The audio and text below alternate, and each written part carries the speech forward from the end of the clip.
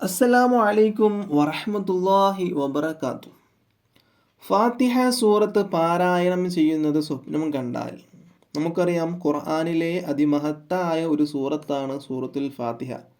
ഒരുപാട് വിശേഷണങ്ങളും ഒരുപാട് ഗുണങ്ങളും അടങ്ങിയ സൂറത്ത് കൂടെയാണ് സൂറത്തുൽ ഫാത്തിഹ. പല മഹാന്മാരും ദിവസേന ഓതാൻ ഏൽപ്പിക്കുന്ന സൂറത്ത് കൂടെയാണ് സൂറത്തുൽ ഫാത്തിഹ.